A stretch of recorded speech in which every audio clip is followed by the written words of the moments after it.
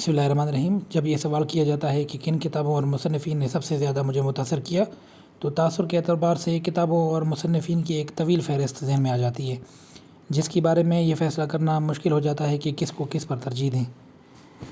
اسی سلسلے میں ایک اور کتاب کا اقتباس، یہ تیسرا اقتباس ہے، اور اس کتاب کا نام ہے مسدس حالی۔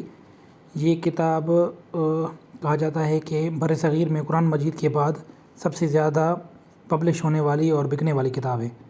اور ایک دفعہ سر سید احمد خان سے پوچھا گیا کہ آپ کی کیا کارنامے ہیں، تو سر سید احمد خان نے کہا کہ اگر بروز قیامت مجھ سے اللہ تعالیٰ پوچھے گا کہ آپ نے کیا کیا، تو میں کہوں گا کہ حالی سے مسدس لکھوا کر لایا ہوں۔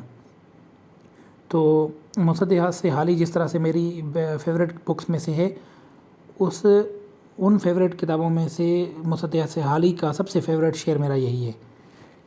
شعر ہے کہ خدا رحم کرتا نہیں اس بشر پر، نہ ہو درد کی چوٹ جس کے جگر پر، کسی کے گر آفت گزر جائے سر پر، پڑے غم کا سایہ نہ اس کے اثر پر، کرو مہربانی تم اہل زمیں پر، خدا مہرباں ہوگا عرش بنی پر۔ اور اس کے علاوہ بھی ایک دو اشعار ہیں، یعنی مسدس ہیں، جو میں آپ کے ساتھ شیئر کرنا چاہتا ہوں، وہ اگلی سیریز میں آپ کے ساتھ شیئر کروں گا۔ مسدس دیکھیں کہتے ہیں ایسا شعر جس میں 6 مصرے ہوں۔ دیکھیں آپ کو صاف نظر آ رہا ہے کہ اس جو شعر ہے اس میں 6 مصرے ہیں، اور یہ طویل ترین نظم ہے جو بر صغیر میں بہت زیادہ مشہور ہوئی۔ مولانا الطاف حسین حالی اس کے رائٹر ہیں۔ بہت شکریہ۔